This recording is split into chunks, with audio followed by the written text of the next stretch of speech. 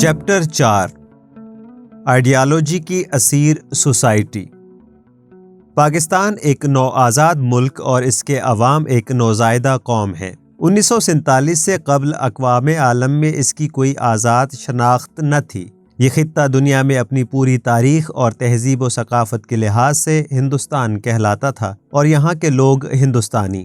چنانچہ شناخت کا حصول اس نئی قوم کے لیے سب سے پہلا چیلنج تھا۔ ہمارے اکابرین نے اس نفسیاتی مسئلے کو جوں جوں سلجھانے کی کوشش کی، یہ اور الجھتا گیا۔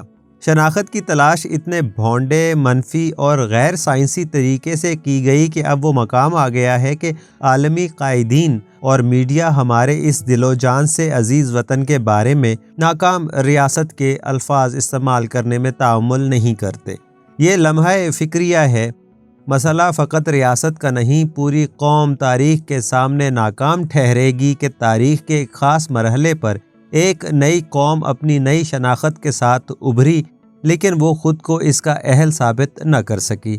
یہ نوبت تو فی الحال نہیں آئی، لیکن یہ کہنا بیجا نہ ہوگا کہ یہ قوم اپنے وجود کا پون صدی سے زائد عرصہ گزارنے کے باوجود ابھی تک شناخت کے شدید بحران کا شکار ہے۔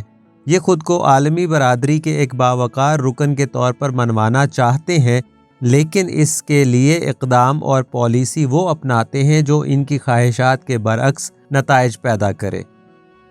ملک کی بانی قیادت کوئی آئینی ڈھانچہ اور قومی پالیسی خطوط تیار کرنے سے پہلے ہی اس دنیا سے رخصت ہو گئی۔ چنانچہ اس پر ایک ایسی طاقتور اسٹیبلشمنٹ مسلط ہو گئی جس نے اپنی برتری قائم رکھنے کے لیے جمہوری اور سیاسی عمل سے ملکی قیادت کو پیدا ہی نہیں ہونے دیا۔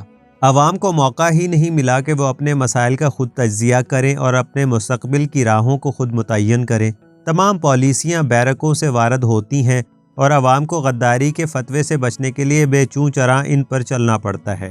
پاکستانی ریاست کی مندرجہ ذیل شناختی خصوصیات مذکورہ اسٹیبلشمنٹ نے ہمیشہ کے لیے طے کر رکھی ہیں۔ نمبر 1، مذہب سے وابستگی۔ نمبر 2، سماجی قدامت پرستی۔ نمبر 3، ہندو دشمنی۔ یہ ہیں وہ عناصر جو بحیثیت پاکستانی ہماری شناخت کرواتے ہیں۔ ہماری جیسی نوآزاد قوم کی ترقی اور ارتقاء کے امکانات کے خاتمے کے لیے اس سے زیادہ اور سنہری اصول کیا ہو سکتے تھے کہ ان تینوں کے ساتھ ایک شہری کی جتنی زیادہ وابستگی ہوتی ہے وہ اتنا ہی ریاست کے قریب اور محب وطن قرار پاتا ہے۔ ظاہر ہے جو لوگ ریاست کے جتنے قریب ہوں گے اتنے ہی ان کے دنیاوی مفادات بھی پورے ہو سکیں گے، جبکہ زندگی کے معاملات مقدس قرار دیے جائیں تو جمہوری مکالمہ ترقی نہیں پا سکتا۔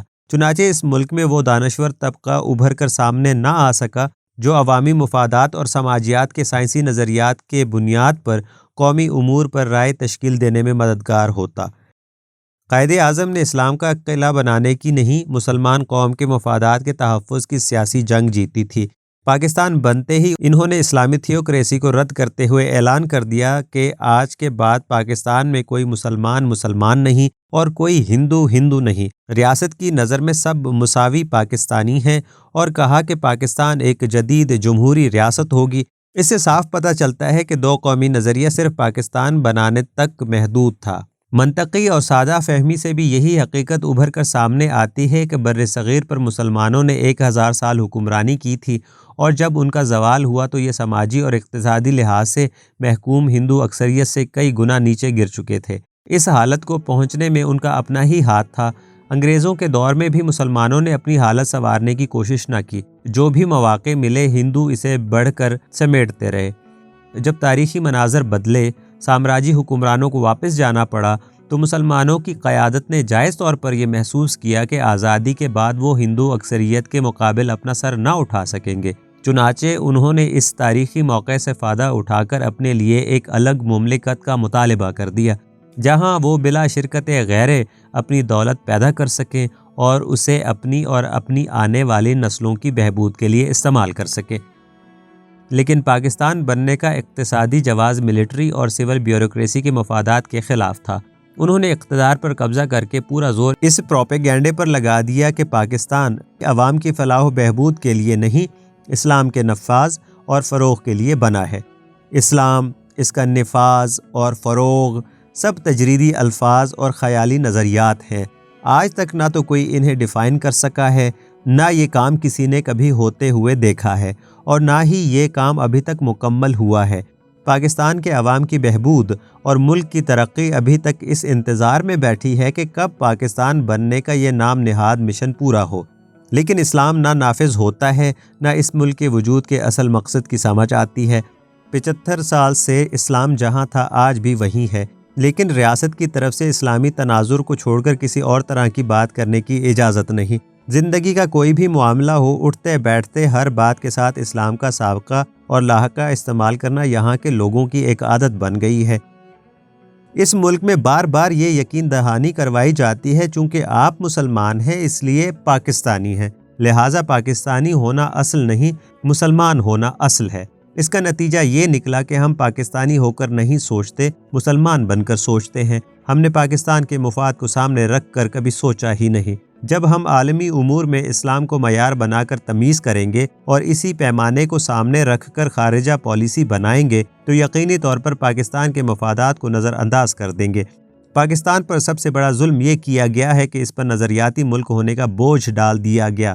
چنانچہ ہمارے حکمرانوں نے ہمیشہ خارجی اور داخلی میدانوں میں نظریے کی حفاظت کی، پاکستان کے مفادات کی نہیں، حتیٰ کہ وہ دو لخت بھی ہو گیا۔ افغانستان کی جنگ ہم نے اسلامی نظریے کی خاطر لڑی، اسلحے اور ہیروئن کا کلچر، لاکھوں مہاجرین کا بوجھ، داخلی معیشت کی بربادی قبول کر لی۔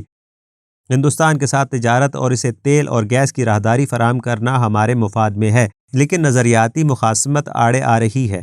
اسرائیل کے ساتھ خدا واسطے کا بیر ہے، عرب اسے تسلیم کر چکے ہیں، ہر طرح کے تعلقات بحال ہو رہے ہیں، وہ ایک دوسرے کے پاس آتے جاتے ہیں، لیکن پاکستان میں اسرائیل کا نام لینا آج بھی جرم ہے۔ پاکستان کی اسرائیل کے ساتھ براہ راست کیا دشمنی ہے، حکمرانوں اور مولویوں کے سوا کوئی نہیں جانتا۔ نظریاتی ہونے کا مطلب مفت میں دوسروں کو اپنا دشمن بنانا ہے۔ چنانچہ خارجی، سیاسی، معاشی اور ثقافتی پالیسیاں بناتے وقت پاکستان کے مفادات کو قربان کرنا ہمارے حکمرانوں کے لیے کبھی مسئلہ نہیں رہا۔ نظریاتی فرد ہو یا ریاست، اس کے لیے فرقہ پرست اور بنیاد پرست ہونا ضروری ہے، ورنہ وہ نظریاتی ہو نہیں سکتا۔ اور جب دنیا ہمیں فرقہ پرست اور بنیاد پرست کہتی ہے تب بھی ہم برا منا جاتے ہیں اور مزے کا خیز تعویلیں پیش کرتے ہیں۔ اگرچہ ہمارے حکمران اپنے بیانات میں دنیا کو باور کرانے کی کوشش کرتے رہتے ہیں کہ پاکستان تنگ نظر ملک نہیں بلکہ ایک جدید مسلم ریاست ہے، لیکن آئینی، قانونی اور سماجی سطح پر سب کام اس کے برعکس کیے جا رہے ہیں۔ پاکستان کو نظریاتی ریاست کہنے سے اس طرح کی ذمہ داریاں ہمارے اوپر آ جاتی ہیں کہ ہمیں پاکستان اور اس کے عوام کے مفادات کو نظر انداز کرنا ضروری ہو جاتا ہے۔ ایک ایسی قوم جسے اپنے مفادات کی پرواہ ہی نہ ہو اور ہر جگہ نظریاتی لاٹھی چلا رہی ہو، وہ ترقی اور خوشحالی کی طرف کیسے بڑھ سکتی ہے؟ اس قوم کو بتایا گیا ہے کہ چونکہ تم مسلمان ہو اس لیے پاکستانی ہو، چنانچہ قومی اور اجتماعی زندگی کے جو بھی مسائل سامنے آتے ہیں، حقائق کو سامنے رکھ کر منطقی اور آزادانہ فکر سے ان کا تجزیہ کرنے کی بجائے یہ سوچا جاتا ہے کہ مذہب کیا کہتا ہے، اور ظاہر ہے جو مولوی کہتا ہے وہی مذہب کہتا ہے۔ آج کے دور میں قومی مسائل کو متنازع، غیر سائنسی اور تقدیسی فارمولوں سے طے کرنے والی قوم کس طرح ترقی کی جانب قدم اٹھا سکتی ہے، جب عقل، حقائق، زمانے کے تقاضے اور اپنے مفادات کو سامنے رکھنے کی بجائے یہی سوچنا ہے کہ اسلام کیا کہتا ہے؟ ظاہر ہے ایک ایسی قوم خیالوں میں ہی زندہ رہ سکتی ہے جس کے مادی حقائق تلخ سے تلخ تر ہوتے جائیں گے۔ ہم کتنی اونچی قوم ہے، اس کے لیے انسانی ترقی کے عالمی انڈیکس پر اپنا نمبر تلاش نہیں کرتے، صرف ایمان یافتہ ہونا ہی کافی سمجھتے ہیں۔ کچھ عرصہ پہلے اسٹیبلشمنٹ کی براہ راست سرپرستی میں جنونی، جنگجو اور جہادی تنظیموں کو فروغ دیا گیا۔ گاؤں گاؤں، گلی گلی نوجوان شہیدوں کی لاشیں آتی رہیں، کنٹرول لائن کے پار خوب کافر مارے جاتے رہے۔ جنونی تعلیم کے مدرسوں اور مسلح تربیت کے کیمپوں تک ہر کسی پاکستانی کو کھلی ترغیب اور آسان رسائی میسر تھی۔ کوئی بازار اور مارکیٹ ایسی نہیں تھی جہاں اس کام کے لیے چندے اکٹھے نہ کیے جا رہے ہوں۔ کسی نے نہ سوچا کہ پاکستان رفتہ رفتہ تاریخ کے مہذب دائرے سے باہر ہوتا جا رہا ہے۔ جہادی اور مہم جو قوم کو دنیا میں کوئی پسند نہیں کرتا، یہ دنیا معاشیات اور سائنسی ترقی کی ہے اور اس میں ہمارا نمبر 0 ہے۔ پاکستان چونکہ شریف اور نیک پروین قسم کی مخلوق کا وطن ہے، لہٰذا کہنہ اقدار اور فیوڈل اخلاقیات کی تبلیغ میڈیا اور تعلیمی نظام کا بنیادی جزو ہے۔ پاکستان کو فخریہ، سماجی لحاظ سے ایک رجت پسند اور جامد ملک کے طور پر پیش کیا جاتا ہے۔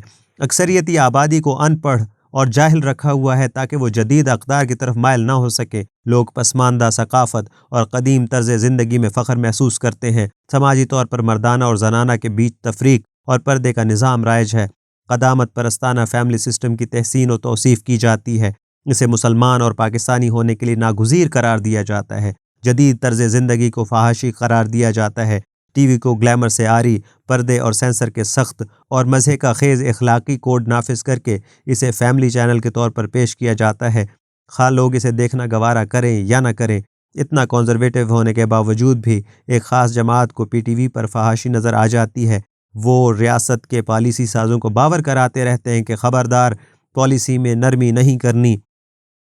چنانچہ جب ساری دنیا نئے علوم کی روشنی سے منور ہو رہی ہے، پاکستان دن بدن پیچھے کو جا رہا ہے۔ اور افسوس کی بات یہ ہے کہ ہم ایسا پورے شعور اور فخر کے ساتھ کر رہے ہیں۔ مذہبی شدت پرستی، فرقہ واریت، طالبانائزیشن اور ملائیت کے تاریک دلدل میں پھنستے گئے۔ مولوی پیسے اور اسلحے سے لیس ہو گیا۔ وہ کسی بھی وقت اسلام کے نام پر سول سوسائٹی پر چڑھ سکتا ہے اور اپنے طالبان بھائیوں کی طرح پتھر کے زمانے کے قوانین کا نفاذ کر سکتا ہے۔ پاکستان کے قبائلی علاقے میں یہ عمل پہلے ہی شروع ہو چکا ہے۔ اس سارے عمل میں ملائیت کو اسٹیبلشمنٹ اور ریاست کی ظاہری اور خفیہ ہر طرح کی مدد و حمایت حاصل ہے۔ سود کے نام پر جدید معاشی اور مالیاتی نظام کو بھی استوار ہونے سے روکنے کی کوشش کی جا رہی ہے۔ آگے بڑھنے کے سب سماجی، معاشی، ذہنی اور سیاسی راستے مسدود کیے جا رہے ہیں۔ پاکستانی معاشرے میں پیداواری رشتے اور طریقے ابھی تک نہایت پسماندہ سطح پر ہیں۔ ہر چیز کی چھوٹی سی منڈی ہے۔ منڈی کے چھوٹا ہونے کی وجہ سے سرمائے کی پیداوار محدود رہ جاتی ہے، چنانچہ دولت کے حصول کے ناجائز ذرائع کا فروغ ہوتا ہے۔ کارکن جاہل اور غیر تربیت یافتہ ہیں۔ وہ دیہاتی ماحول سے تعلق رکھتے ہیں۔ ان کی پیداواری صلاحیت بہت کم اور ادنا ہے۔ پورے ملک کا انفراسٹرکچر ٹوٹا پھوٹا ہے۔ وسیع تر بربادی و بدحالی میں خوشحال حکمران بیوروکریسی عوام کی دولت پر خوب عیش اور آرام کی زندگی گزار رہی ہے۔ جمہوریت بھی چونکہ اپنی نوعیت میں جدید سماجی نظریہ حیات کی پیداوار ہے، لہٰذا اس کی مستقل تذلیل کا عمل جاری ہے۔ اس کے بدلے ازمنہ وسطیٰ کے آمرانہ اور شخصی طرز حکومت کو افضل اور شفاف قرار دیا جاتا ہے۔ تعلیم اور ترقی کی بجائے بیشتر قومی سرمایہ ریاستی دفاع کے نام پر خرچ کر دیا جاتا ہے۔ خطے کے علاقائی تناؤ میں کمی کرنے کے لیے مخلصانہ کوششیں نہیں کی جاتی، بلکہ فخر اور بے حسی سے کہا جاتا ہے کہ اس خطے میں اس وقت تک امن نہیں ہوگا اور ترقی نہیں ہو سکے گی جب تک فلاں مسئلہ ان کی مرضی اور منشا کے مطابق حل نہیں ہو پاتا۔ امن کے قائم نہ ہونے کی پرواہ نہیں ہوتی۔ ملک کی ترقی اور کروڑوں بدحال پاکستانی لوگوں کی زندگیوں سے دلچسپی نہیں۔ بس یہی ایک افضل حقیقت ہے کہ اس خطے میں دو دشمن قومیں رہتی ہیں۔ سارے وسائل آگ اور خون کے بہاؤ میں لگ جائیں، ہمیں کوئی پرواہ نہیں۔ ہندو پیدائشی اور تاریخی طور پر ہی ناقابل اعتبار، غدار، نیچ، ذلیل اور کافر ہے، اور اس کے ساتھ تصادم میں ہماری بقا اور شناخت ہے۔ ان مسائل کا ذکر ہم نے اس لیے یہاں کیا ہے کہ اس پالیسی پر قائم رہتے ہوئے پاکستان اور پاکستانی عوام کی معاشی، ذہنی اور ثقافتی ترقی کا خواب شرمندہ تعبیر نہیں ہو سکتا۔ یہ ہے ہماری پاک سوسائٹی جو اپنے بنائے ہوئے نظریاتی حصار میں بند ہو چکی ہے، جس نے اپنے دروازے اور کھڑکیاں بند کر رکھے ہیں۔ مہذب اور ترقی یافتہ دنیا ہمیں رحم اور ترس کی نظروں سے دیکھ رہی ہے۔